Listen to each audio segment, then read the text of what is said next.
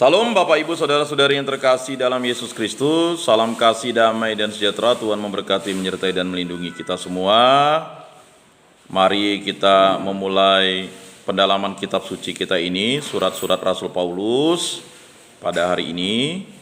Dan kita akan memulainya dengan doa. Kita akan berdoa malaikat Tuhan. Dalam nama Bapa dan Putra dan Roh Kudus. Amin. Maria diberi kabar oleh malaikat Tuhan, maka ia mengandung dari Roh Kudus. Salam Maria, penuh rahmat Tuhan sertamu. Terpujilah engkau di antara wanita dan terpujilah buah tubuhmu Yesus. Santa Maria Bunda Allah, doakanlah kami yang berdosa ini, sekarang dan waktu kami mati. Amin. Aku ini hamba Tuhan, terjadilah padaku menurut perkataanmu. Salam Maria, penuh rahmat Tuhan sertamu. Terpujilah engkau di antara wanita dan terpujilah buah tubuhmu Yesus. Santa Maria Bunda Allah, doakanlah kami yang berdosa ini sekarang dan waktu kami mati. Amin. Sabda sudah menjadi daging dan tinggal di antara kita. Salam Maria, penuh rahmat Tuhan sertamu. Terpujilah engkau di antara wanita dan terpujilah buah tubuhmu Yesus. Santa Maria Bunda Allah, doakanlah kami yang berdosa ini sekarang dan waktu kami mati. Amin. Doakanlah kami ya Santa Bunda Allah, supaya pantaslah kami menikmati janji Kristus. Marilah kita berdoa. Ya Tuhan, karena kabar malaikat kami mengetahui bahwa Yesus Kristus Putramu menjadi manusia, kami mohon curahkanlah rahmat-Mu ke dalam hati kami, supaya berkat sengsara dan salibnya kami dibawa kepada kebangkitan yang mulia oleh Kristus Tuhan kami. Amin. Ya Allah Bapa yang bertata dalam surga, segala puji syukur kami haturkan dan persembahkan kepadamu, karena karya agung-Mu kami dapat berkumpul di tempat ini, di paroki Bunda Maria Jeruju ini. Semoga kami yang telah hadir ini dapat memberikan warna yang berarti bagi proses penginjilan, terutama di wilayah penyuluhan kami masing-masing, baik di lingkungan, di paroki, di daerah kami, di masyarakat kami, dan juga untuk umat Katolik khususnya, agar dapat terus mencintai kitab suci sebagai firman dan sabda yang hidup, yang berasal dari Putramu Tuhan kami Yesus Kristus. Bimbinglah kami dengan Roh Kudus, agar kami selalu dimampukan untuk menjadi pribadi yang baik dan benar, dan selalu memiliki ketulusan dan keikhlasan dalam melaksanakan tugas-tugas penginjilan yang diberikan sebagai perutusan bagi kami. Semua doa ini kami serahkan dengan perantaraan Tuhan kami Yesus Kristus, yang hidup dan meraja kini dan sepanjang segala masa. Amin. Dalam nama Bapa dan Putra dan Roh Kudus. Amin. Baik Bapak Ibu Saudara-saudari yang terkasih, kita masih mendalami surat Rasul Paulus. Karena berbicara tentang surat Rasul Paulus itu, kita memang harus mengeksplorasi lebih dalam, karena memang surat Rasul Paulus ini merupakan surat yang luar biasa bagi penguatan iman para jemaat, dan sampai sekarang pun dipakai untuk memberikan tanggapan-tanggapan atas firman dan sabda Yesus Kristus yang diwartakan melalui Sang Sabda, yaitu Sang Kristus sendiri, kemudian diteruskan melalui para rasul, dan kita mendapatkan iman warisan itu melalui perantaraan para rasul. Maka Bapak Ibu Saudara-saudari yang terkasih dalam Yesus Kristus, membaca kitab suci merupakan suatu kewajiban dan keharusan. Maka dalam gereja Katolik, membaca kitab suci itu sudah diberikan standar atau tata perayaan liturgisnya, bahkan kalender liturginya diberikan sebagai bentuk suatu kecintaan kita, bahwa kalau kita ingin mengenal Tuhan Allah, berarti kita harus membaca kitab suci. Nah, membaca kitab suci ini harus konsisten. Jadi konsistensi dalam membaca kitab suci itu berarti kita mau dibentuk terus oleh Roh Kudus dan dibimbing oleh Roh Kudus menjadi pribadi yang selalu menjadi terang dan garam dunia. Dan kita tahu bahwa firman dan sabda Tuhan itu adalah minyak yang diberikan Allah kepada kita sebagai suatu bentuk berkat.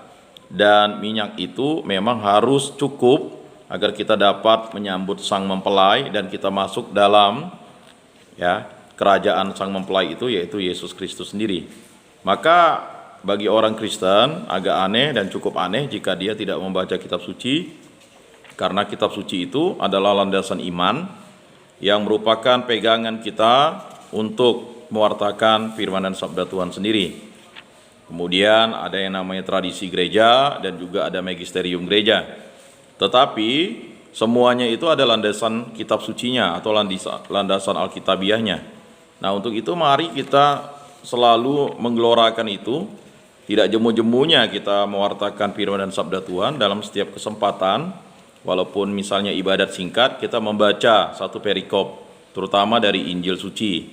Karena memang kalau kita misalnya ibadat singkat, baik ibadat untuk merayakan syukur ulang tahun, atau misalnya kita melaksanakan acara syukuran lainnya, ya, hendaknya kita juga harus membacakan firman sabda Tuhan sebagai bentuk kecintaan kita sebagai pewarta Injil. Nah, tema yang hari ini kita bahas adalah surat Rasul Paulus dan subtemanya adalah Paulus sebagai pewarta Injil. Pewartaan Paulus pertama-tama kerigma rasuli. Nah, kita tahu kerigma rasuli, artinya kerigma itu adalah pewartaan. Rasuli itu adalah perutusan yang diberikan oleh Yesus Kristus kepada seseorang yang telah diutus dan diurapi, dan dia berhak untuk mewartakan firman sabda Tuhan sebagai bentuk cintanya kepada Allah Tritunggal Maha Kudus. Nah, kita bisa lihat Kisah Para Rasul bab 2 ayat 22 dan seterusnya. Kerigma itu ialah pemberitaan tentang Yesus yang telah disalibkan tapi dibangkitkan dari alam maut sesuai dengan kitab suci. Jadi kita wajib memberitakan tentang kerigma, yaitu tentang Yesus yang telah disalibkan tapi dibangkitkan dari alam maut sesuai dengan kitab suci. 1 Korintus bab 2 ayat 2, kemudian bab 5 ayat 3 sampai 4, Galatia bab 3 ayat 1, apa yang disebutkan Paulus sebagai Injilku, Roma bab 2 ayat 16, kemudian bab 16 ayat 25. Sesungguhnya bukanlah Injilnya sendiri, melainkan Injil yang umum dipercaya. Galatia 1 bab 1 ayat 6 sampai 9, bab 2 ayat 2. Kemudian kita bisa lihat di Kolose bab 1 ayat 5 sampai 7. Tetapi khususnya disesuaikan dengan dan diterapkan pada pertobatan orang-orang bukan Yahudi. Galatia bab 1 ayat 16, bab 2 ayat 7 sampai 9. Sehaluan dengan kebijaksanaan universalis yang sudah dimulai di Antioquia. Jadi artinya universalis itu adalah sifat dari gereja. Ada 4 sifat gereja, 1 kudus, katolik, dan apostolik. Katolik itu umum, universal. Jadi semua pemberitaan tentang Yesus yang tersalib dan bangkit menurut kitab suci itu wajib diwartakan oleh seluruh pengikut Kristus atau seluruh orang yang telah dibaptis, kemudian menjadi pengikut Kristus, disebut orang-orang Kristen. Nah, bapak-bapak dan ibu-ibu, saudara-saudari yang terkasih dalam Yesus Kristus, itu terjadi di kota Antioquia. Paulus setia pada tradisi rasuli yang ada kalanya dikutip olehnya. 1 Korintus bab 12 ayat 23 sampai 25, kemudian bab 15 ayat 3 sampai 7, dan selalu diandaikannya. Sudah barang tentu tradisi rasuli itu sangat berjasa bagi Paulus, meskipun kiranya tidak pernah melihat Yesus selama hidupnya di dunia ini. Jadi ingat, satu-satunya rasul yang tidak melihat Yesus adalah Santo Paulus pada zamannya, maksudnya. Jadi rasul ini melihat Yesus dalam bentuk cahaya dan suaranya saja, dan dia tidak bersama-sama Yesus. Tetapi dia bisa menuliskan beberapa suratnya ini karena dia mengetahui dari saksi pertama. Dia pernah misalnya mondok atau tinggal bersama Santo Petrus. Dia tinggal bersama para rasul, dan dia mampu menceritakan semua apa yang diwartakan oleh Yesus kepada para rasul, Petrus dan para rasul lainnya, karena dia memang diceritakan langsung oleh Petrus. Nah, tentang kehidupan Yesus, bagaimana Yesus mewartakan firman dan sabdanya, dan bahkan kita tahu Kristus Yesus atau Yesus Kristus itu disebutkan paling banyak di surat Rasul Paulus. Kita bisa hitung tuh nanti, paling banyak. Mengapa? Karena dia tahu kecintaannya akan Yesus Kristus itu bukan karena Paulus ingin mencintai Yesus. Paulus itu pembenci Kristus, maka dia bilang dulu dirinya celaka. Bacaan hari ini kan. Tetapi sekarang karena kasih karunia dia memperoleh berkat. Nah, Bapak, Ibu, saudara-saudari yang terkasih, itulah Rasul Paulus. Bagaimana dia mewartakan Injil itu dengan segala kekuatannya.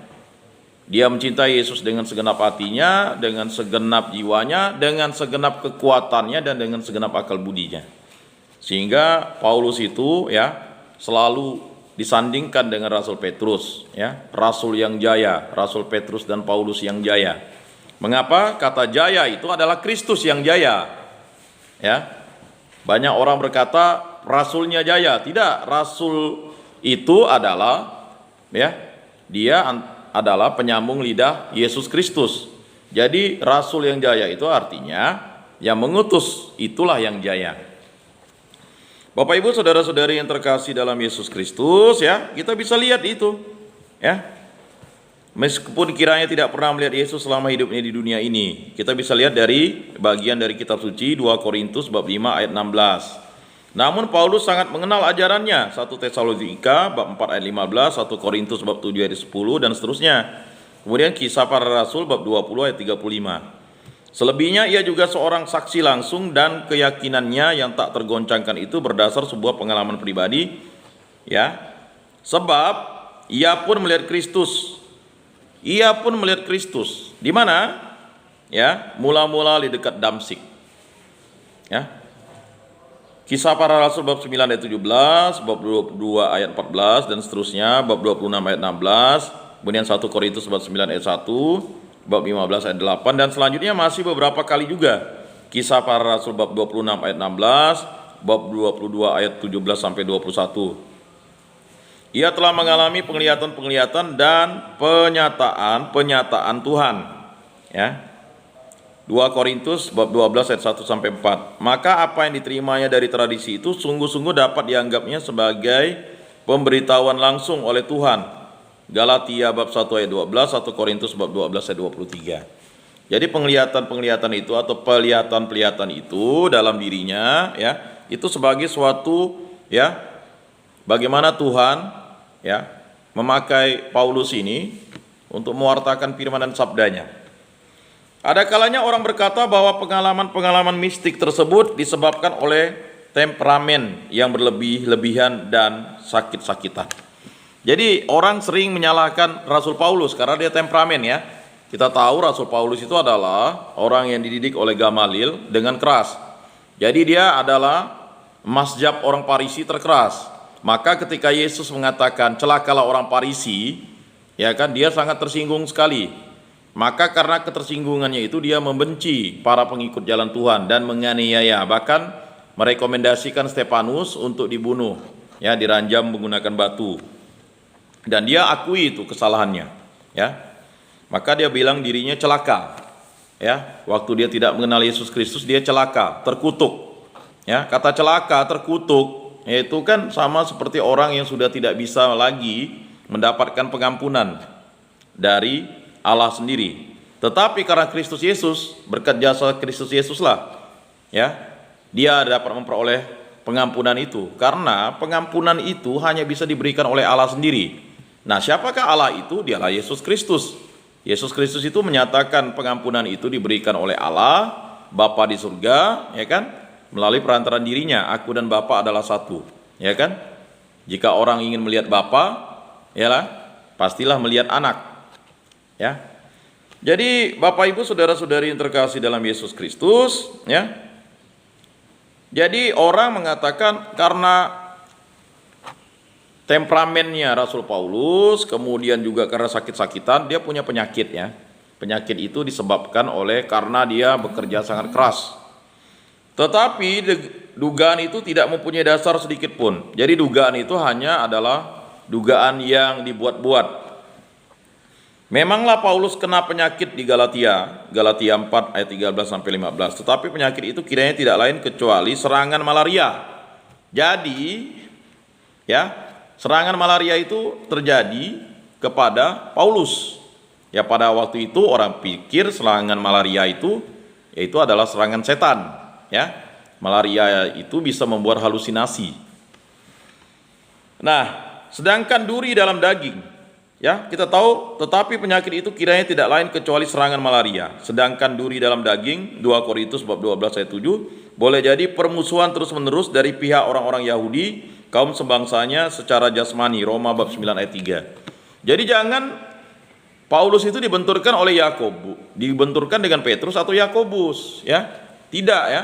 Banyak orang bilang itu duri dalam daging itu siapa? Duri dalam daging itu adalah orang-orang Yahudi sebangsanya, yang tidak percaya dengan Yesus Kristus dan terus ingin membuat Paulus itu dibunuh atau terbunuh, ya. Ingat, Paulus itu bebas murni ya waktu naik banding itu. Nah, cuman selanjutnya dia dipenjarakan kedua kalinya. Nah, kedua kalinya itu karena Nero itu adalah orang yang sangat bengis, kejam. Jadi Paulus itu harus dipenggal kepalanya dan darahnya dicurahkan di jalan di kota Roma. Kita tahu dulu penganiayaannya sangat kejam. Ya, orang-orang Kristen itu dijadikan obor hidup. Obor hidup ya. Jadi kalau kita misalnya nonton situasi atau film Santo Paulus itu, ya kita tahu bahwa orang-orang Kristen itu luar biasa itu dianiaya. Jadi dia itu dijadikan obor hidup, ya. Jadi dia dibakar hidup-hidup lalu dijadikan penerang jalan di Roma. Nah, itu kebengisan yang harus dihadapi oleh pengikut jalan Tuhan ketika Nero berkuasa, ya. Nah, jadi jelas ya, duri dalam daging itu adalah kaum-kaum sebangsanya orang Yahudi yang tidak percaya akan Mesias, bahwa Mesias itulah Yesus Kristus, Yesus ya, orang Nazaret, Yesus yang wafat dan dibangkitkan menurut kitab suci ya.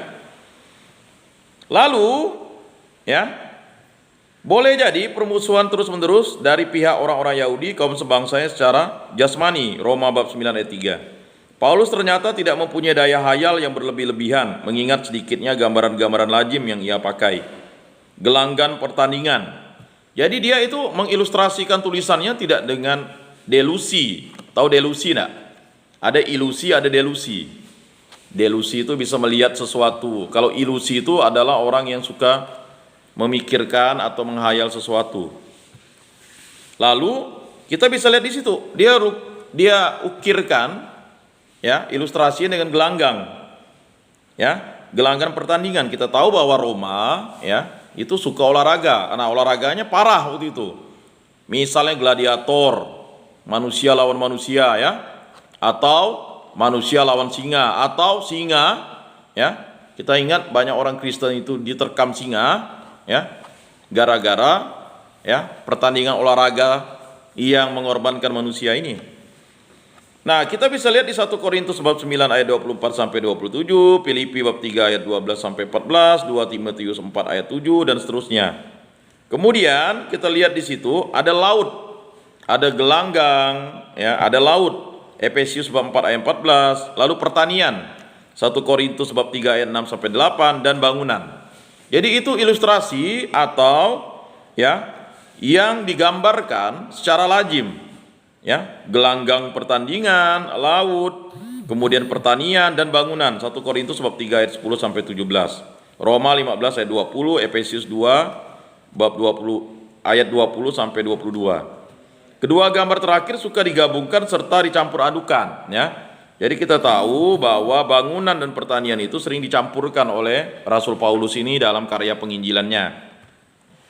Kemudian kita bisa lihat di 1 Korintus bab 3 ayat 9, Kolose bab 2 ayat 7, Efesius bab 3 ayat 17, kemudian bagian dari kitab suci Kolose bab 2 ayat 19, Efesius bab 4 ayat 16. Paulus nampaknya lebih-lebih seorang intelektual atau intelektual. Berarti kalau intelektual, kecerdasan Paulus itu di atas rata-rata dan dia sudah menamatkan sekolah kitab suci. Karena orang Farisi itu disejajarkan, orang pintarnya orang Yahudi. Ya, ada imam, ya, kemudian ahli Taurat, ahli kitab suci, ada Farisi. Ini orang intelektual gitu, Pak. Sarjananya orang-orang Yahudi. Dan dia tidak hanya sekedar tahu kitab suci. Hati yang berapi-api bersatu padu dengan akal jernih dan tidak segera puas. Akal yang dengan teliti membentangkan kepercayaan Kristen sesuai dengan kebutuhan para pendengar. Ya, berkat sifat Paulus itulah kita mendapat ulasan-ulasan yang mengagumkan sekitar kerigma dan yang bersesuaian dengan keadaan nyata. Jadi kerigma atau pewartaan itu kan bagian dari tugas gereja. Ada 5 tugas gereja ya. Yang pertama adalah liturgia, menguduskan, kerigma mewartakan, ya, koinonia persekutuan, diakonia pelayanan, dan martiria kesaksian. Ya, nah itu jangan sampai lupa tuh, ya. Para penyuluh, para pengurus DPP, para pengurus lingkungan, para pembina iman, ya. Ditanya apa tugas gereja? jawabnya bingung-bingung. Ya tugas gereja ya melayani ya. Tugas gereja pelayanan diakonia itu bagian dari 5 tugas gereja. Jadi tugas gereja itu jelas menguduskan, mewartakan, persekutuan, kemudian ya pelayanan, lalu kesaksian. Nah, Bapak Ibu saudara-saudari yang terkasih, ya. Sudah barang tentu jalan pikiran Paulus itu bukanlah jalan pikiran manusia dewasa ini. Ada kalanya Paulus mengemukakan dalil-dalilnya seperti para rabi mengemukakannya dan sesuai dengan metode penafsiran yang diterima Paulus dari lingkungan serta pendidikannya. Misalnya kita bisa lihat di Galatia 3 ayat 16, Galatia 4 ayat 21 sampai 31. Tetapi bakat Paulus mendobrak warisan tradisional yang terbatas itu, dan melalui saluran-saluran yang bagi kita kurang lebih ketinggalan zaman, Paulus mengalirkan suatu pengajaran yang mendalam. Ada juga hal-hal yang bersifat kuno, tetapi itu bagian dari bagaimana pengajaran itu mendalam. Kata orang itu kan, pendalaman kitab suci model seperti ini dianggap klasik tradisional ya. Model ceramah itu apalah sekarang, ya kan? Tidak efektif, modelnya harus menggunakan medsos dong, ya kan? Medsos. Tapi sekali lagi, apapun cara yang kita gunakan dalam proses penginjilan itu, mau cara tradisional kah, modern kah, medsos kah, ya, itu bagian dari pewartaan yang harus disesuaikan dengan ya ajaran resmi gereja. Jadi banyak orang mengkritik homili kan, apa itu homili itu kok mengantukkan lah kan. Padahal orang tidak tahu sebenarnya pewartaan itu sudah terjadi mulai kita datang untuk mempersiapkan diri kita untuk menerima perutusan misa, ya kan? Misa itu kan perutusan, ya. Jadi kita sudah mempersiapkan diri, ya makanya ya misa itu satu rangkaian penuh, mulai dari ritus pembukaan, ritus ya liturgi sabda, ritus liturgi ekaristi dan ritus penutup. Nah, mungkin Bapak Ibu saudara-saudari yang terkasih sering lihat ya, yang sering agak kacau tuh di ritus penutup. Main laju ya dia. Ya, sebelum Covid itu kita tahu ada yang selesai komuni langsung tanda salib. Ya. Padahal kita tahu mengambil air kudus, ya, mengambil air kudus pada saat itu kan sudah ya tidak lagi. Air kudus itu kan hanya sekali waktu kita masuk ke gereja kan? Tapi ada yang sampai bertengkar, enggak kita harus ambil air kudus lagi. Dia kan sudah kudus, dikuduskan oleh apa? Dikuduskan oleh sakramen Ekaristia Maha Kudus itu. Makanya misa sudah selesai, pulanglah dalam damai dan mewartakan. Itu kan firman sabda Tuhan itu. Ya. Jadi banyak di antara umat-umat Kristen atau umat-umat Katolik itu, ya, saya perhatikanlah dari zaman saya kecil dulu. Saya kan misdinar ya. Saya perhatikan ada memang yang mengajarkan itu ya keliru sehingga diikuti oleh para anak-anak dan orang muda. Pokoknya kalau udah pastor mengucapkan berkat misalnya, berlomba mengejar air kudus itu seakan-akan ada perlombaan untuk cepat keluar. Seakan-akan, dan itu terjadi hampir.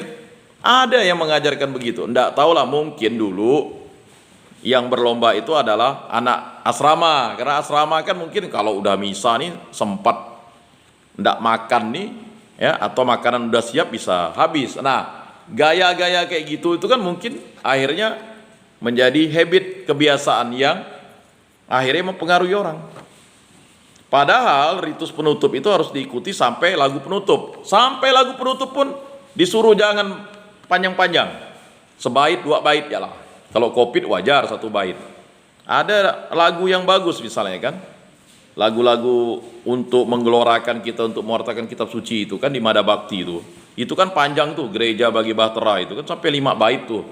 Kalau dinyanyikan kan bagus kan, tapi umat bilang cepat katanya, 2 bait cukup, jangan lama-lama. Ya, lucu kan? Padahal kita ke gereja itu untuk mendapatkan yang namanya kekuatan dalam proses penginjilan kita. Nah, ya. Padahal lagu penutup itu harus diikuti sampai selesai, barulah kita ya doa pribadi. Nah, ini mungkin perlu diberi pemahaman. Nah, juga kejadian yang cukup sering ya, kalau sudah ya misalnya misa atau ibadat di lingkungan kan lalu ada makan ya. Doa sebelum makan ada. Doa pulang penutup makan banyak, enggak ada. Ya. Itu pernah dikritik juga dulu waktu kami di lingkungan di Bengkayang. Akhirnya dibiasakan. Dibiasakan setelah makan doa penutup makan. Jadi kan seakan-akan kita ini hanya bersyukur pada saat kita sebelum makan. Sesudah makan kita tidak bersyukur. Harusnya itu kan ada. Ditutup dengan doa malam sebenarnya itu. Ya, di dalam ada bakti kan ada tuh. Ya kan? Karena kita pulang kan mungkin langsung ke rumah, ya. Atau ya, kan ada di sini, udah jelas kan. Tapi ya biasanya itulah tadi.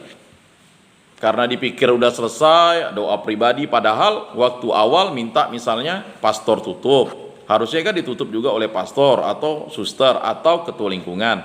Setelah itu mau bercakap-cakap silakan. Ya kan? Nah, ini sering kejadian. Nah, coba mungkin itu habitnya kita kembalikan lah. Nah, jadi hal-hal semacam itu juga perlu ya menjadi perhatian kita. Sehingga Santo Paulus ini mengingatkan kita, bukan lagi kita yang hidup dalam diri kita, tapi Kristus Yesus lah yang hidup di dalam diri kita. Memanglah Paulus adalah seorang Yahudi, ya. Tetapi seorang Yahudi yang memiliki bagian kebudayaan Yunani cukup besar.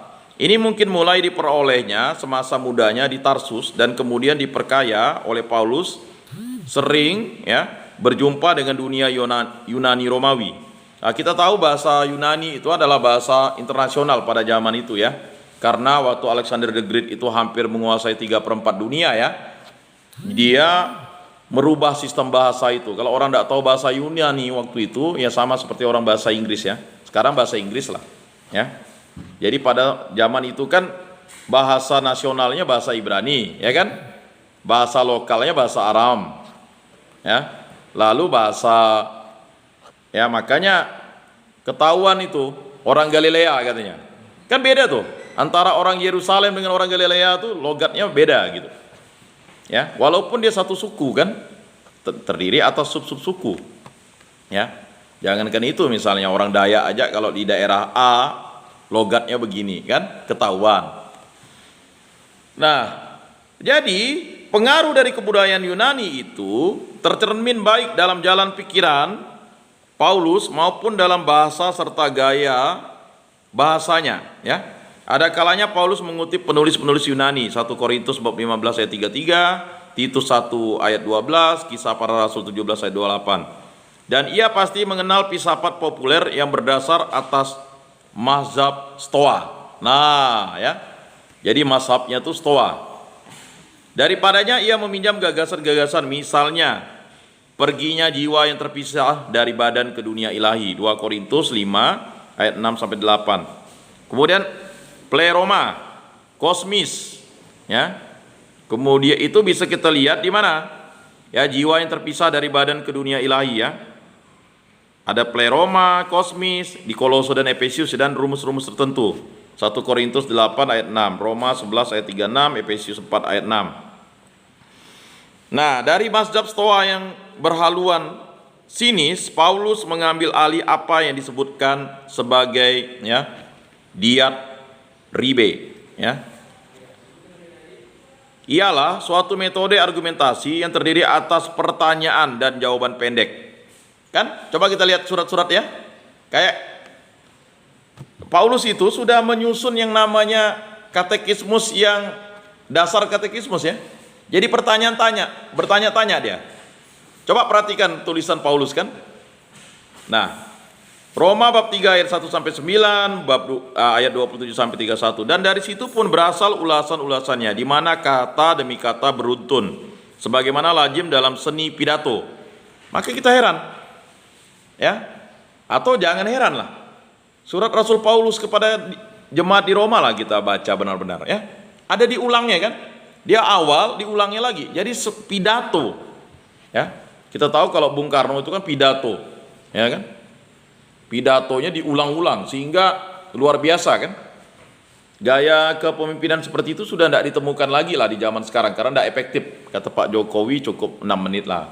Tapi kalau zaman dulu ya, John F. Kennedy Kemudian Soekarno itu berpidato itu luar biasa, ya. Saya ingat kakek saya cerita itu yang paling utama itu pidato Soekarno didengarkannya di radio RRI, ban 1, ban 2 katanya. Ramai orang kampung dengarnya. Diulang-ulang ya kan. Jadi pidato itu memang harus diulang-ulang supaya orang paham. Maka jangan heran konsepsi berpikir dulu memang lebih sederhana tapi lebih dipahami. Mungkin guru dulu mengulang-ulang. 1 tambah 1 sama dengan 2, 2 tambah 2 sama dengan 4, itu terus dihitung. Ya kan? Dari kelas 1 berhitung saja. Diulang-ulang. Memang metode sekarang tidak lagi efektif menurut pengajaran. Ya, karena sekarang itu metodenya ada yang horse ya, Pak Simpson kan? Macam-macam, ada C1, C2, C3, C4, C5, C6. Maka si Jo tak mau jadi guru. Bingung dah dia. Nggak mau nyusun RPP. Ya. Nah, jadi kalau anak itu katanya mau hebat itu harus mencapai level horse. Wah, dari C4, C5, C6 katanya. Atau mulai ya kan? Nggak boleh hanya C1, C2, C3, C4. Ya enggak Pak Simpson? Yang sudah belajar ilmunya itu kan? Nah, begitu juga Paulus. Paulus ini mungkin dia tahu bahwa iman orang jemaat Kristen waktu itu intelektualnya ya masih biasa saja. Dia menggunakan C1, C2, C3, C4 ya. Tapi ada kalanya dia menggunakan sampai ke C6 kan? Istilah pengajaran sekarang kan kerennya begitu gitu. Nah, Bapak Ibu saudara-saudari yang terkasih, mengapa Paulus ini adalah orang intelektual? Karena dia menggunakan filsafat-filsafat yang luar biasa. Ya, kita tahu seni berpidatonya itu luar biasa. Nah, itulah tadi ya, ada Stoa, kemudian kita bisa lihat tadi itu ya. Maka ada campuran di situ. Nah, kita bisa lihat juga dari situ pun berasal ulasan-ulasannya di mana kita kata demi kata beruntun sebagaimana lazim dalam seni pidato. Manakala menggunakan kalimat panjang dan padat, di mana anak-anak kalimat bergelombang-gelombang, desak-mendesak. Efesius bab 1 ayat 3 sampai 14, Kolose bab 1 ayat 9 sampai 20. Ya. Maka Paulus masih juga dapat menemukan contoh-contohnya dalam kesusastraan keagamaan di dunia Yunani. Biasanya Paulus memakai bahasa Yunani sebagai bahasa ibu yang kedua. Kisah Para Rasul bab 21 ayat 40. Dan dengan mahirnya sehingga hanya sedikit semitisme terdapat. Bahasa Yunani yang dipakai ialah bahasa Yunani yang lazim di zamannya, yakni bahasa koine, ya, yang baik tanpa peniruan bahasa kuno. Jadi bahasa Yunani itu yang baik itu koine pada zaman Paulus itu, tanpa ada meniru bahasa kuno ya. Paulus memang tidak suka akan kehalusan yang dibuat-buat seperti lazim dalam seni pidato insani. Sebab kekuatannya untuk meyakinkan hanya mau diambilnya dari daya firman kepercayaan yang didukung tanda-tanda yang dikerjakan oleh Roh Kudus. 1 Tesalonika bab 1 ayat 5, 1 Korintus bab 2 ayat 4 dan seterusnya, 2 Korintus bab 11 ayat 6, Roma 15 ayat 18. Bahkan terjadi pula bahwa pengungkapannya kurang tepat dan tidak diselesaikan. 1 Korintus 9 ayat 15. Acuan bahasa tidak mampu menampung pemikiran yang meluap-luap dan perasaan yang terlalu hebat. Dengan kekecualian yang jarang terjadi. Kita bisa lihat dari bagian dari kitab suci, ya, surat Filemon bab 10, Paulus biasanya mendikte surat-suratnya. Roma 16 ayat 22, ya. Sebagaimana lazim di zaman dahulu dan hanya salam terakhir ditulisnya dengan tangan sendiri. Nah, itu ya, didiktenya, nanti ada yang menulisnya. Nah, nanti salam penutupnya baru ditulis tangannya sendiri. 2 Tesalonika bab 3 ayat 17, Galatia 6 ayat 11, 1 Korintus 16 21, Kolose 4 ayat 18. Ada bagian-bagian dalam surat-suratnya yang memberi kesan bahwa masak-masak dipikirkan. Misalnya Kolose 1 15 sampai 20. Ya. Tetapi kebanyakan ditulisnya sekali jadi dan secara spontan tanpa dikoreksi. Kendati kekurangan-kekurangan itu, bahkan mungkin karena kekurangan-kekurangannya, gaya bahasa cekatan itu berisi secara luar biasa. Sudah barang tentu pemikiran yang begitu mendalam dan yang terungkap dengan bahasa yang menyala-nyala itu tidak mudah dibaca. Kita bisa lihat itu pernyataan di 2 Petrus bab 3 ayat 16. Namun demikian, pemikiran Paulus menyajikan beberapa nas yang daya keagamannya dan bahkan gaya sastranya barangkali tidak ada tara bandingnya dengan sejarah kesusastraan manusia. Ya, surat-surat yang diwariskan Paulus itu semuanya ditulis dengan alasan khusus. Ini tak pernah boleh dilupakan, surat-surat itu bukan risalah ilmu ketuhanan, ya, melainkan merupakan tanggapan terhadap keadaan tertentu, ya. Surat-surat itu sungguh-sungguh surat yang sesuai dengan cara surat menyurat yang lazim di zaman itu. Roma bab 1 ayat 1, ya. Namun demikian, tulisan-tulisan Paulus bukan surat pribadi belaka dan bukan pula surat yang hanya nampaknya surat saja, sedangkan pada kenyataannya adalah karya sastra. Jadi surat Rasul Paulus ini luar biasa. Surat-surat Paulus berupa uraian-uraian yang ditujukan kepada pembaca-pembaca tertentu dan melalui mereka kepada semua kaum beriman. Maka dalam surat-surat itu jangan dicari kupasan-kupasan teratur dan lengkap yang mengungkapkan seluruh pemikiran Paulus, ya. Di belakang tulisan-tulisan itu tetap membayang perkataan yang secara lisan dibawakan, dan surat-surat itu seolah-olah memberi komentar atas beberapa pokok-pokok khusus, ya. Namun demikian, nilai surat-surat Paulus tidak teratasi, apalagi karena isi serta perbedaan-perbedaannya memungkinkan orang menemukan apa yang pokok dalam pewartaan Paulus. Tidak peduli mengapa ia menulis atau kepada siapa ia menulis, karya Paulus berdasarkan ajaran yang pada pokoknya sama. Ajaran itu berpusatkan Kristus yang wafat dan dibangkitkan. Hanya ajaran pokok itu disesuaikan, berkembang dan menjadi semakin berisi selama kehidupan Paulus yang menjadi segala-gala untuk semua orang. 1 Korintus 9:19-22.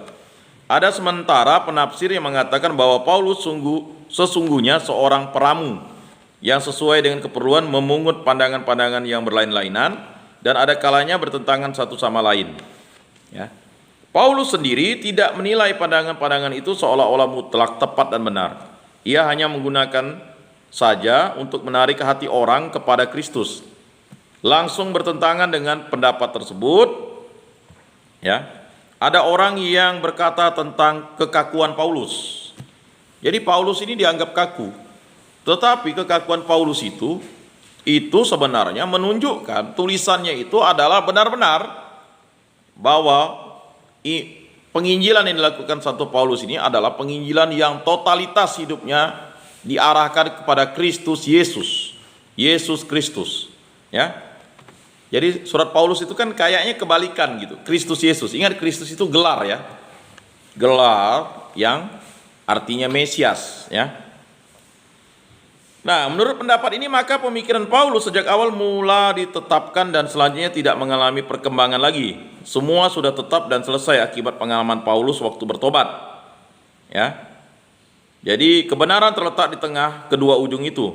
Teologi Paulus memang berkembang menurut suatu garis bersinambung, tetapi sungguh ada perkembangan di bawah dorongan Roh Kudus yang membimbing karya kerasulan Paulus. Dan perkembangan benar tapi lurus akhirnya sampai kepada kepenuhan sebagaimana memuncak dalam surat kepada jemaat di Efesus. Dengan membaca surat-surat itu sesuai dengan urutannya dalam waktu, orang dapat mengenali tahap-tahap perkembangan pemikiran Paulus. Memanglah urutan dalam waktu itu bukanlah urutan surat-surat Paulus dalam daftar kitab-kitab Perjanjian Baru. Dalam daftar itu surat-surat itu dideretkan sesuai dengan panjangnya. Jadi surat Rasul Paulus itu, ya, disusun berdasarkan panjangnya. Ya, mengapa? Karena surat Rasul Paulus itu, ya, kita tahu, ya, disusun itu berdasarkan pengalaman kesaksian hidupnya yang nyata. Dan dia mengingatkan lagi jemaat perdana atau jemaat Kristen, baik yang ada di Yerusalem, yang ada di tempat lain, yang ada di Roma, yang ada di Filipi, ya, yang ada dimanapun, untuk selalu mengingat bahwa kita ini adalah orang yang celaka, tetapi karena Kristus Yesus kita akhirnya menjadi orang yang diberkati, ya. Jadi Kristus Yesus itulah. Maka orang bertanya, apakah iman itu akan menyelamatkan? Tidak, yang menyelamatkan Yesus Kristus, ya. Iman itu mengantar kita untuk tahu siapakah Yesus Kristus. Karena dengan dibimbing oleh Roh Kudus, kita memiliki iman dan kita tahu siapa itu Yesus Kristus, dan kita menyebut dia adalah Bapa di surga, dan kita tahu bahwa Yesus Kristus itu adalah Roh Kudus. Maka pernyataan iman itu sesuatu yang wajib setelah kita mendengarkan, ya, bacaan pertama, bacaan kedua, bacaan Injil, udah itu homili, langsung kan kita dikuatkan dengan ya syahadat para rasul kan. Aku percayakan Allah, Bapa yang Maha Kuasa, pencipta langit dan bumi, dan akan Yesus Kristus, putranya yang tunggal, Tuhan kita, yang dikandung dari Roh Kudus, dilahirkan oleh perawan Maria, yang menderita sengsara dalam pemerintahan Pontius Pilatus, disalibkan, wafat dan dimakamkan, yang turun ke tempat penantian pada hari ketiga, bangkit dari antara orang mati, yang naik ke surga, duduk di sebelah kanan Allah Bapa yang Maha Kuasa, dari situ ia akan datang mengadili orang hidup dan mati. Aku percayakan Roh Kudus, gereja Katolik yang kudus, persekutuan para kudus, pengampunan dosa, kebangkitan badan, kehidupan kekal. Amin. Jadi doa aku percaya syahadat para rasul itu adalah doa yang luar biasa. Itulah pernyataan iman yang mengantar kita ya kepada Yesus Kristus yang memberikan ya tubuh dan darahnya ya sebagai lambang penyelamatan, ya, dia berkorban di kayu salib, ya. Nah, Bapak, Ibu, saudara-saudari yang terkasih, nah, itu merupakan sesuatu yang luar biasa. Nah, barulah kita masuk di surat yang pertama atau yang ditulis pertama, tetapi berdasarkan tahun tulisannya ya. Jadi yang ditulis oleh Rasul Paulus itu tahun 50 sampai 51 sesudah Masehi ya, adalah 1 dan 2 Tesalonika. Itulah surat pertama yang ditulisnya. Ya. Tesalonika itu adalah sebuah kota yang dinamai itu adalah ya dari adik tirinya. Ya, Alexander the Great tuh punya adik tiri kan, namanya Tesalonika. Maka banyak orang perempuan tuh namanya Tesalonika. Memang itu nama kota, ya. Jadi itu ya. Jadi 1 dan 2 Tesalonika tahun 50 sampai 51. Surat-surat Paulus yang pertama ditujukan kepada jemaat Kristen di kota Tesalonika. Di musim panas tahun 50, Paulus mewartakan Injil di kota itu waktu perjalanannya yang kedua. Jadi dia menulis surat itu pada perjalanan yang kedua. Kisah para Rasul bab 17 ayat 1 sampai 10. Terpaksa oleh permusuhan dari pihak orang-orang Yahudi, Paulus pergi ke Berea dan dari sana ke Athena dan Korintus. Di kota terakhir inilah kiranya 1 Tesalonika ditulis selama musim dingin tahun 50 sampai 51. Silas dan Timotius menemani Paulus di Korintus. Timotius untuk kedua kalinya pergi ke Tesalonika dan dari situ membawa berita-berita yang menggembirakan. Ini menyebabkan peluapan hati yang terungkap dalam 1 Tesalonika ya. Bab 1 sampai 3. Kemudian ya, menyusullah dalam surat ini serentetan anjuran praktis. Bab 4 ayat 1 sampai 12, bab 5 ayat 12 sampai 28. Di antara kedua bagian itu disisipkan suatu jawaban atas soal tentang nasib orang-orang yang sudah meninggal dan parusia Kristus. Bab 4 13 sampai 5 atau 11. Parusia itu kedatangan Yesus ya. Nah, surat 2 Tesalonika kiranya ditulis di kota Korintus juga beberapa bulan kemudian. Surat ini berisikan beberapa petunjuk praktis, ya. Kita bisa lihat di situ di bab 1, kemudian bab 2 ayat 13 sampai bab 3 ayat 15. Dan sebuah instruksi lagi mengenai kapan parusia akan terjadi dan mengenai tanda-tanda yang mesti mendahului kedatangan Tuhan. Bab 2 ayat 1 sampai 12. Ditinjau dari segi sastra, maka antara 2 Tesalonika dan 1 Tesalonika ada kesamaan yang menyolok, sehingga ada sejumlah ahli yang menganggap 2 Tesalonika sebagai pemalsuan oleh seseorang yang mencuri gagasan-gagasan Paulus, sementara juga meniru gaya bahasanya. Nah, jadi ada pendapat, jangan-jangan 2 Tesalonika ini adalah surat yang palsu yang dibuat oleh orang-orang yang menulis gaya tulisan Paulus. Tetapi sukar sekali melihat mengapa seseorang membuat pemalsuan itu. Jadi sangat sukar sekali ya. Keterangan lain lebih sederhana dan lebih masuk akal, yaitu Paulus sendirilah yang ingin lebih jauh menjelaskan dan meluruskan pengajarannya mengenai akhir zaman. lalu menulis surat ini dengan mengulangi beberapa keterangan dari surat pertama. Memanglah kedua tulisan itu tidak bertentangan satu sama lain, tetapi malahan saling melengkapi. Dan tradisi gereja dahulu juga jelas mengatakan bahwa kedua surat itu ditulis oleh Paulus. Jadi memang ada yang menuduh itu 2 Tesalonika ini jangan-jangan hanya mendikte surat Paulus yang pertama kepada jemaat di Tesalonika. Tetapi tidak ya. Akhirnya kesimpulannya adalah saling melengkapi. Ada kekurangan di 1 Tesalonika, dilengkapi di 2 Tesalonika.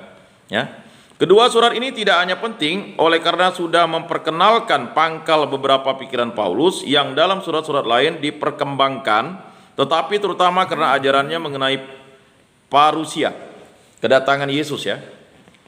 Ternyatalah bahwa dalam tahap permulaan karya kerasulannya, pemikiran sang rasul berpusatkan kebangkitan Kristus dan kedatangannya yang mulia yang membawa keselamatan bagi mereka yang percaya kepadanya.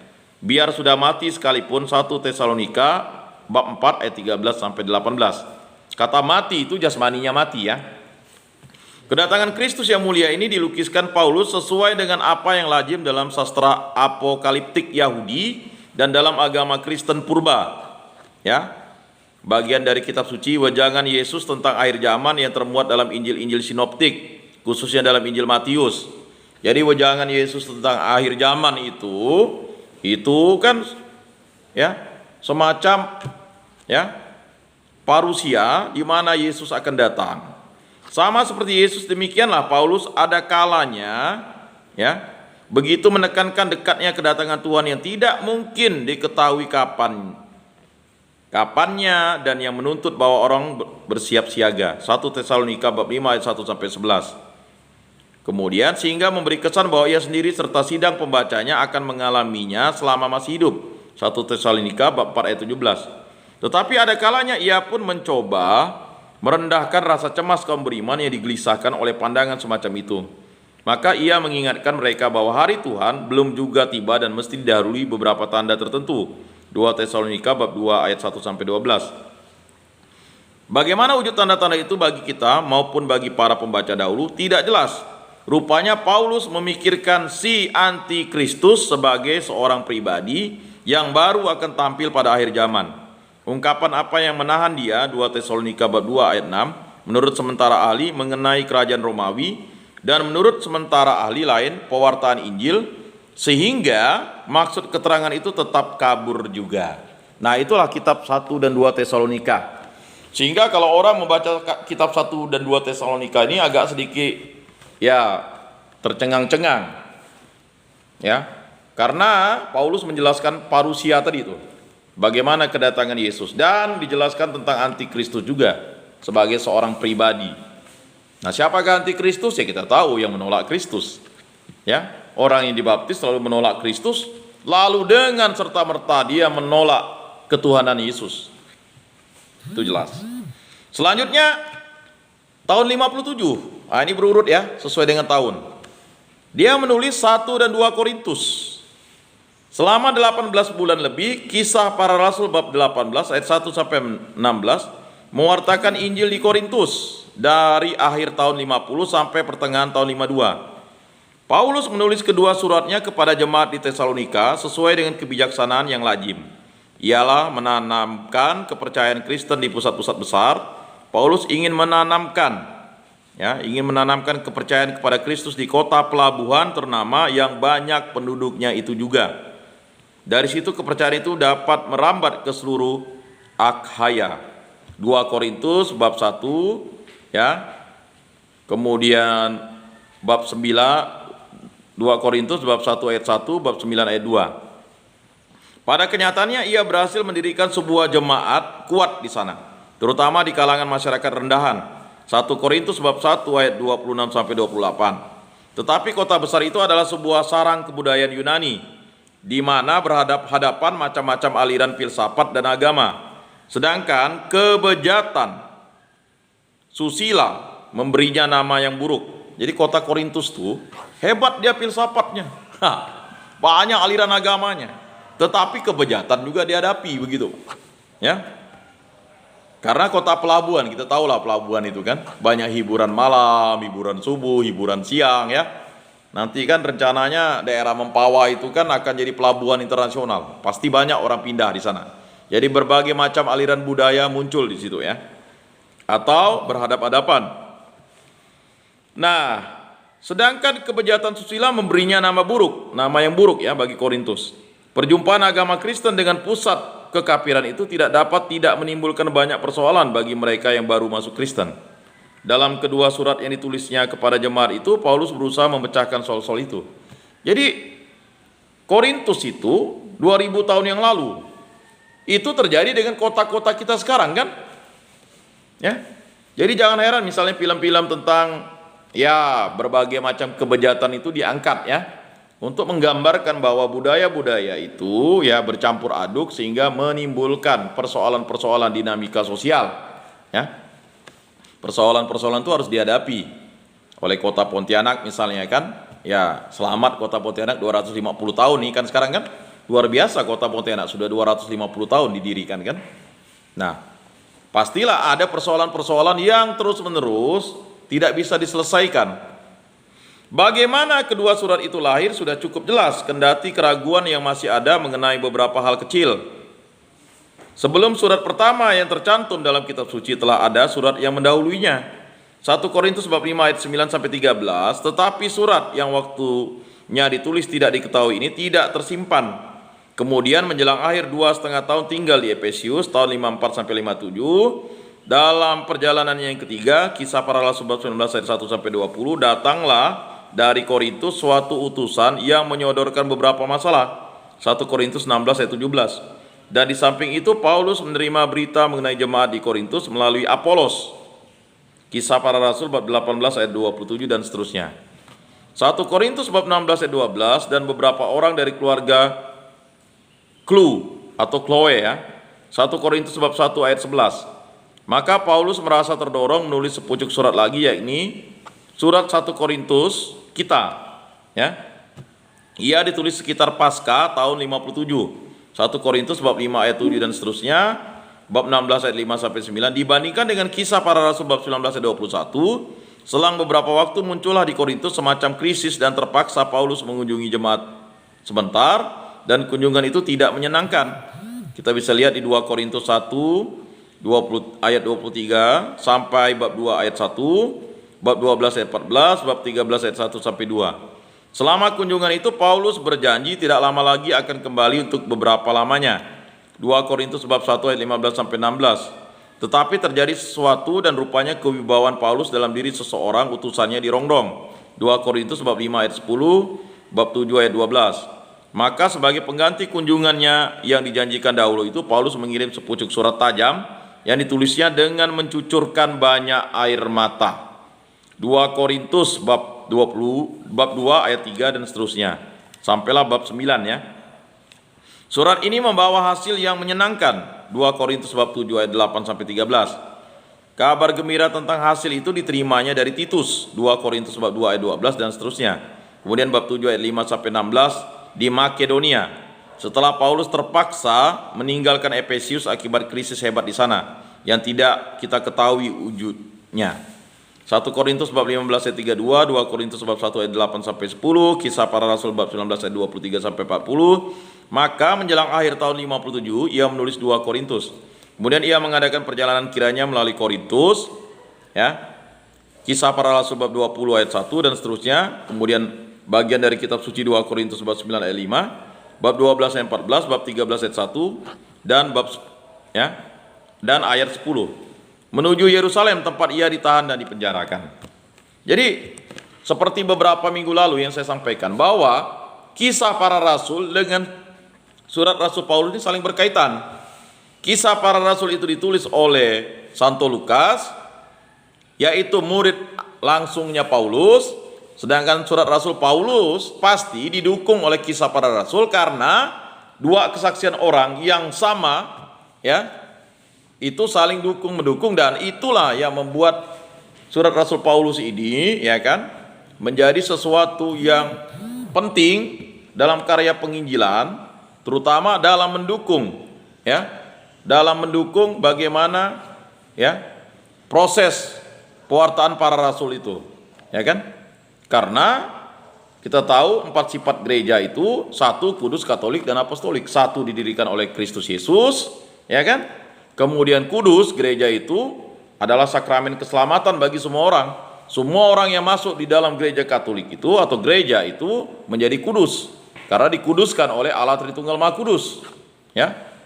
Kemudian dia adalah Katolik universal, terbuka bagi orang yang bersunat dan tidak bersunat, untuk segala bangsa dan semua orang, ya. Kemudian dia apostolik, warisan dari para rasul, kan? Jadi kita sebagai umat Katolik ini harus tetap setia pada gereja yang 1 kudus, katolik, dan apostolik ini, karena di gereja ini didirikan atas dasar para rasul, didirikan oleh Yesus. Di atas batu karang ini akan kudirikan jemaatku, dan maut tidak akan menguasainya. Ya, apa yang kau ikat di dunia akan terikat di surga, apa yang kau lepaskan di dunia akan terlepas di surga. Itulah kuasa yang diberikan Yesus Kristus kepada Petrus dan para rasul sebagai kuasa dari surga untuk mewartakan kerajaan Allah, kerajaan surga, kerajaan Yesus Kristus, kerajaan Allah Bapa, ya, kerajaan Roh Kudus, dan Allah Tritunggal Maha Kudus itu dialah Sang Firman, Sang Sabda. Pada mulanya adalah Firman. Dan firman itu, ya, tinggal bersama-sama kita, ya kan? Sabda sudah menjadi daging, ya kan? Sekarang kan sepertinya dirubah sedikit, ya. Sabda sudah menjadi manusia, ya sama. Sabda menjadi daging, sabda, ya kan? Kita tahu sabda yang menjadi daging itu apa? Inilah tubuhku, kan? Itu kan daging dari surga, roti dari surga yang Maha Kudus, yang diberikan kepada kita supaya kita tetap tinggal di dalam Kristus. Nah, Bapak Ibu saudara-saudari yang terkasih dalam Yesus Kristus, itu luar biasa kita harus mencari sejarah. Tadi 1 Tesalonika, 2 Tesalonika, sekarang 1 Korintus dan 2 Korintus, ya. Nah, jadi jelaslah, ya. Sehingga orang menduga bahwa aslinya adalah 2 surat kecil tersendiri mengenai pengumpulan dana. Dengan demikian tidak dikatakan bahwa bagian-bagian itu tidak berasal dari Paulus, tetapi sangat mungkin, ya, bahwa bagian-bagian tersebut ada macam-macam asal usulnya, ya kan? Nah, baru kemudian dikiranya dikumpulkan, yakni waktu kumpulan tulisan-tulisan Paulus dibuat. Jadi begini Bapak-bapak yang terkasih, ya. Jadi kita tahu, ya, di Makedonia setelah Paulus terpaksa meninggalkan Efesus akibat krisis hebat di sana yang tidak kita ketahui wujudnya, dijelaskan di 1 Korintus bab 15 ayat 32, 2 Korintus bab 1 ayat 8 sampai 10, Kisah Para Rasul bab 19 ayat 23 sampai 40. Maka menjelang akhir tahun 57 ia menulis 2 Korintus. Kemudian ia mengadakan perjalanan kiranya melalui Korintus, Kisah Para Rasul bab 20 ayat 1 dan seterusnya, BDK 2 Korintus bab 9 ayat 5, bab 12 ayat 14, bab 13 ayat 1, ayat 10 menuju Yerusalem tempat ia ditahan dan dipenjarakan. Jadi Paulus itu ditahan dan dipenjarakan di Yerusalem, ya, yang pertama kali. Ada yang berpendapat bahwa 2 Korintus bab 6 ayat 14 sampai bab 7 ayat 1 merupakan kepingan dari surat pertama yang hilang itu. Dan 2 Korintus bab 10 ayat sampai 13 bagian dari surat yang ditulis dengan mencucurkan banyak air mata. Hanya sukar dibuktikan meskipun mesti diakui bahwa bagian-bagian tersebut kurang cocok dengan konteks yang sekarang. 2 Korintus sesungguhnya melanjutkan bab 6 ayat 13, sementara kesan bahwa bab 6, ya, ayat 14 sampai bab 7 ayat 1 berupa sisipan dikuatkan oleh kesamaan menyolok antara bagian ini dengan naskah-naskah kaum Esseni yang ditemukan di Qumran. Dan juga nada keras dalam 2 Korintus bab 10 ayat 13 kurang sesuai dengan nada Rama yang meresap ke dalam 9 bab dahulu. Akhirnya bab 9 ayat 1 mengherankan sedikit sesudah apa yang dikatakan dalam bab 8, sehingga orang menduga bahwa aslinya adalah 2 surat kecil tersendiri mengenai pengumpulan dana. Dengan demikian tidak dikatakan bahwa bagian-bagian itu tidak berasal dari Paulus, tetapi sangat mungkin bahwa bagian-bagian tersebut ada macam-macam asal usulnya. Baru kemudian kiranya dikumpulkan, yakni waktu kumpulan tulisan-tulisan Paulus dibuat. Jadi Bapak Ibu saudara-saudari yang terkasih, jangan berpikir 2000 tahun yang lalu tuh orang membuat surat tuh nyaman. Ada fragmen-fragmen, ada daun papirus, ada bahannya sangat sulit. Buat kertas zaman dulu 2000 tahun enggak kayak sekarang. Beli 50.000 dapat 500 lembar, ya. Dulu butuh waktu. pakai gulungan, fragmen-fragmen ya, digulung dia. Surat-surat kepada jemaat di Korintus itu dengan bagus dan tepat menyoroti watak dan semangat Paulus, ya. Tetapi juga menyajikan suatu ajaran yang penting sekali. Di dalamnya ditemukan khususnya dalam 1 Korintus informasi dan keputusan-keputusan mengenai beberapa soal yang membingungkan jemaat Kristen purba dan tentang cara hidup jemaat itu, baik sehubungan dengan keadaan umat sendiri seperti kemurnian akhlak. 1 Korintus bab 5 ayat 1 sampai 13, bab 6 ayat 12 sampai 20. Kemudian perkawinan dan hidup wadat, bab 7 ayat 1 sampai 40. Pertemuan keagamaan dan perayaan Ekaristi, bab 11 ayat 2 sampai bab 12, ya. Kemudian penggunaan karunia-karunia Roh Kudus, karismata. Jadi banyak yang bertanya, apa itu karismata? Itu adalah karunia-karunia Roh Kudus. Bab 12 ayat 1 sampai bab 14 ayat 40. Maupun sehubungan dengan relasi jemaat dengan dunia luar, seperti naik banding ke pengadilan negeri, bab 6 ayat 1 sampai 11, dan memakan makanan yang dipersembahkan kepada berhala, bab 8 sampai bab 10. Kesemuanya itu hanya berupa pemecahan soal suara hati atau pengaturan ibadat. Kalau bakat Paulus tidak merubahnya menjadi kesepakatan baik untuk mengemukakan pandangan mendalam mengenai kebebasan hidup Kristen, pengudusan tubuh, keunggulan kasih dan persatuan dengan Kristus, sewaktu terpaksa membela jabatannya sebagai rasul sejati, 2 Korintus bab 10 sampai 13, Paulus mengemukakan pikiran-pikiran unggul mengenai karya kerasulan pada umumnya, 2 Korintus bab 2 ayat 12 sampai bab 6 ayat 10, dan pembicaraan konkret mengenai pengumpulan dana, 2 Korintus bab 8 sampai 9. Disinari cahaya persatuan antara jemaat yang diidam-idamkan, seluruh ulasan mengenai kebangkitan badan, 1 Korintus bab 15, berlatar belakang eskatologi yang menjadi landasannya. Hanya penggambaran apokaliptis seperti terdapat dalam 1 Tesalonika dan 2 Tesalonika diganti dengan pembahasan yang lebih rasional, yang dapat membenarkan harapan yang sukar dicernakan orang-orang Yunani itu. Penyesuaian Injil dalam dunia baru yang dimasukinya itu terutama ternyata dalam cara Paulus mempertentangkan kebodohan salib dengan hikmat Yunani.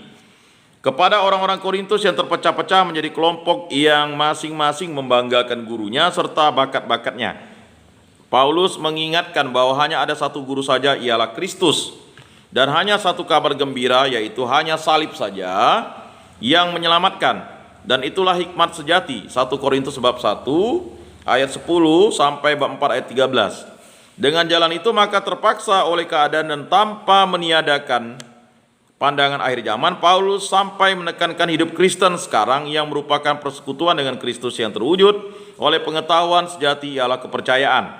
Nanti sebagai akibat krisis di Galatia dan sehubungan dengan agama Yahudi, Paulus masih lebih memperdalam hidup Kristen sekarang itu.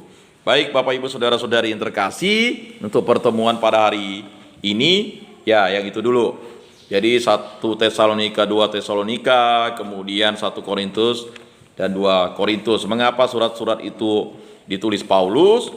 Yang pertama adalah Paulus menekankan bahwa Kristus Yesuslah yang hidup di dalam diri kita. Berkat jasa Yesus Kristuslah kita diselamatkan. Karena kita adalah orang yang celaka. Ya kan? Kalau tidak ada Kristus Yesus, kita adalah orang yang sudah hidup dalam kematian. Kata kematian itu tidak akan berjumpa dengan Allah. Ya, sama seperti makhluk lain, misalnya makhluk lain, kecuali makhluk rohani ya, makhluk hidup lain, tumbuhan dan hewan itu kan diciptakan, ya udah, dia akan memiliki jasmani dan jiwa, tetapi dia tidak akan ya menjadi makhluk surgawi. Yang bisa menjadi makhluk surgawi itu adalah manusia yang dipilih Allah. Bukan kamu yang memilih aku, akulah yang memilih kamu. Aku adalah jalan, kebenaran dan kehidupan. Tak seorang pun bisa sampai ke rumah Bapakku tanpa melalui aku. Dan tidak ada nama di kolong langit ini selain nama Yesus yang dapat mengantar kita ke hadapan Bapa di surga. Bukan yang berteriak-teriak Tuhan yang akan diselamatkan, tapi yang melaksanakan kehendak Bapakku di surga. Siapakah Bapa kita di surga? Yesus Kristus. Siapakah Yesus Kristus? Roh Kudus. Berdosa kepada Bapa dan Anak, dosamu diampuni. Ya kan? Tapi berdosa kepada Roh Kudus, dosamu tidak akan diampuni atau menghujat Roh Kudus. Nah ini, apa maksudnya? Ya, kita tahu bahwa Bapa itu dari dahulu sampai sekarang memberikan pengampunan kepada kita. Anak itu mendamaikan antara Allah dan manusia kan? Roh Kudus adalah yang menghibur, memberikan kekuatan dan melindungi dan menyertai kita. Kalau sampai sudah menghujat Roh Kudus, ya sudah fatal akibatnya. Nah, bagi kita sebagai pengikut Kristus, kita ingat ya bacaan beberapa hari yang lalu, ya, siapa yang tahu lalu tidak melaksanakan kehendak Bapa akan diberikan banyak pukulan. Kita yang sudah dibaptis ini lalu tidak mewartakan kitab suci, lalu kita suam-suam kuku, lalu kita biasa-biasa saja, doa rosario kita tidak menjadi penggerak doa rosario, ya udahlah, di rumah kan, di rumah saja, apakah kita bisa memimpin istri, anak-anak kita, bapak kita dan sebagainya. Nah, untuk itu marilah kita bertekun dalam Kristus, karena Kristus Yesus adalah Tuhan dan Juru Selamat kita, dan dialah yang harus kita wartakan terus-menerus, sehingga ya karya keselamatan untuk semua manusia itu bisa diterima oleh manusia itu dengan cara dibimbing oleh Roh Kudus. Kalau tidak menerima Yesus Kristus sebagai Tuhan dan Juru Selamat, keselamatan itu tidak akan sampai kepada manusia itu. Demikianlah pendalaman kitab suci kita pada hari ini. Semoga bermakna dan bermanfaat bagi Bapak Ibu Saudara-saudari yang terkasih. Salam kasih damai dan sejahtera. Tuhan memberkati, menyertai dan melindungi. Mari kita tutup dalam doa. Dalam nama Bapa dan Putra dan Roh Kudus. Amin. Ya Allah Bapa yang bertata di dalam surga, kami mengucap syukur dan terima kasih atas karya agungmu, maka kami mempelajari surat-surat Rasul Paulus, terutama untuk pengantarnya, sehingga kami dapat membaca kitab suci ini sebagai bentuk iman kami kepada Dikau, karena Engkaulah yang menyelamatkan kami, maka kami wajib mewartakan firman dan sabdamu, karena dengan harapan dan karunia keselamatan yang Kau berikan kepada kami dapat menemukan kasih yang ada di dalam Kristus, karena Kristuslah Engkaulah Tuhan dan Juru Selamat kami, yang hidup dan meraja kini dan sepanjang segala masa. Semua doa ini kami serahkan perantaraan Tuhan kami Yesus Kristus, yang hidup dan meraja kini dan sepanjang segala masa. Amin. Dalam nama Bapa dan Putra dan Roh Kudus. Amin. Salam kasih dan